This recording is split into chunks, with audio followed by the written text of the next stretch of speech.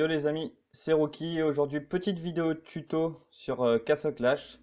Hier soir, un membre de la guilde m'a tout simplement demandé de faire une petite vidéo tuto sur la guerre des guildes parce que il avait du mal à faire pas mal de points. Donc je vais vous donner ma technique. Donc tout d'abord les héros que j'utilise. C'est pas compliqué. Donc déjà le duc, vraiment je l'ai donc vraiment indispensable pour booster mes héros. Ensuite, j'utilise l'Orcsban, tout simplement parce que déjà il soigne mes autres héros. En plus, il a un sensible au coma, donc pour les tours éclairs, c'est pas mal.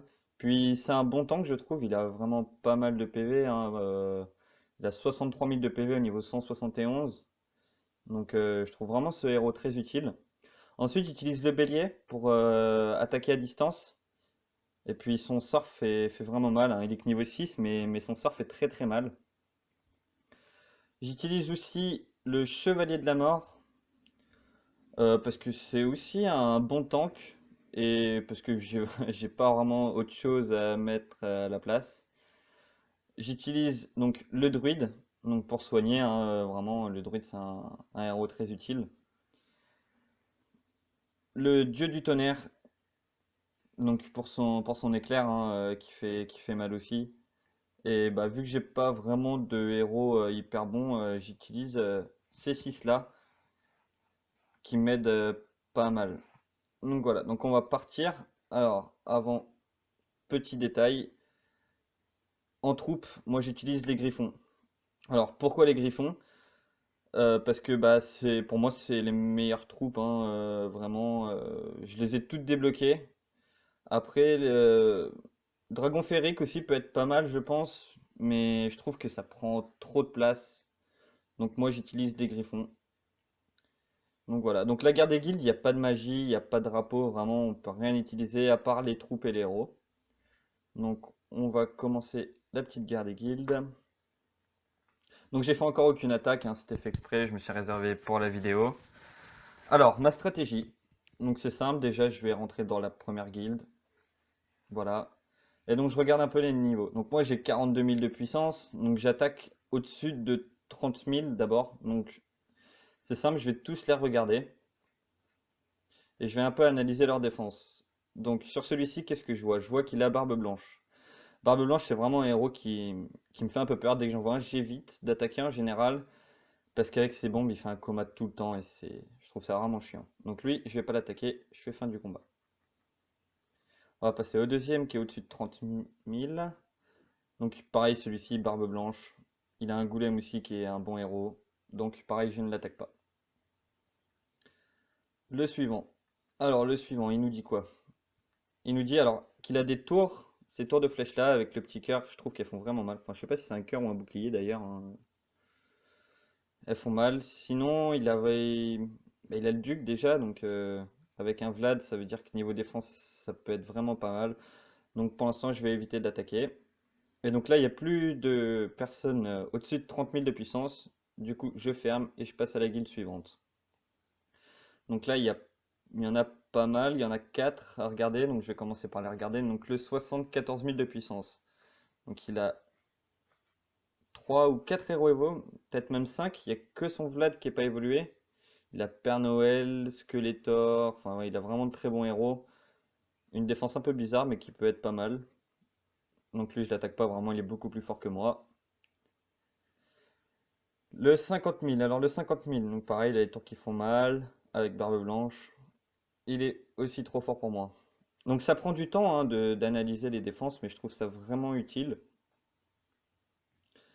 Donc lui est déjà un peu plus abordable, mais il n'a pas une défense qui me permet vraiment de bien baisser la vie de ses héros avant de l'attaquer. Donc je vais pas prendre le risque. Et enfin le 36 000. Alors lui le 36 000 il est beaucoup plus abordable déjà. Donc je vais vous montrer un petit truc, on va l'essayer, on va bien voir ce que ça donne, hein. Donc je commence par mettre Morgsbad parce que c'est mon meilleur tank je trouve. Et donc je place tous mes héros d'un coup au même endroit. Et donc on va voir ce que ça donne. J'ai pas mis tous mes griffons. Voilà, ils sont tous mis. Donc voilà, ça commence à attaquer. Donc vous voyez mes héros qui commencent à faire vraiment les dégâts à distance. Son dieu du tonnerre a quasiment plus de PV. Mes griffons qui font vraiment le taf. Il reste maintenant plus que son dieu du tonnerre. Et voilà, il n'y a plus de héros. Vous voyez comment c'est passé très facilement. Donc mon dieu qui a plus de vie.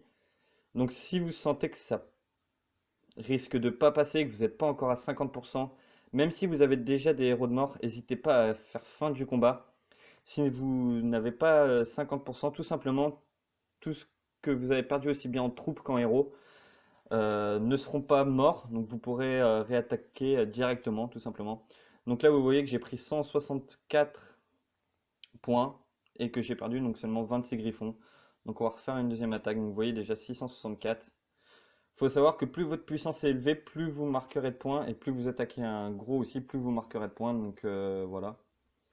C'est donc avoir une grosse puissance forcément si vous voyez bah, par exemple tout simplement on va regarder dans le classement donc là dans ma guilde on n'est pas grand monde à avoir fait la guerre des guildes parce que beaucoup travaillent mais voilà le 74 000 il fait 1086 points. Moi même en attaquant les plus gros je ferais pas 1086 points en général, je fais plus aux alentours de 600-700 quand j'attaque. Donc ce qui est déjà pas mal, étant donné que on a quand même pas mal de personnes au-dessus de 20 000. Donc si tout le monde attaque, ça fait déjà beaucoup beaucoup de points. Donc on va passer au suivant, étant donné que tous mes héros sont là, hein. Donc c'est parti. Donc dans la deuxième guilde, on a vu qu'il y avait plus de personnes au-dessus de 30 000. Voilà, c'est ce que je pensais. Donc il me reste encore 4 attaques. On va essayer de toutes les caler au-dessus de 30 000, mais ça va pas être facile. Donc le 52 000, qu'est-ce qu'il nous dit le 52 000?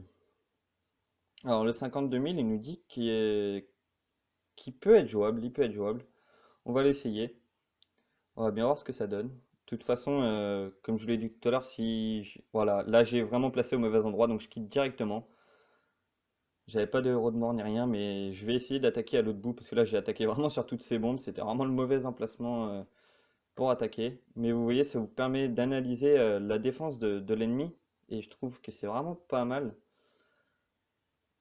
Donc voilà, ce qui est bien aussi, c'est qu'il a pas de garnison dans ses tours. Ce qui fait que ses tours vont pas me faire de commun. Ça peut vraiment être utile. On va essayer d'attaquer par là, hein. Voilà, là déjà il n'y a pas de bombe, c'est déjà mieux.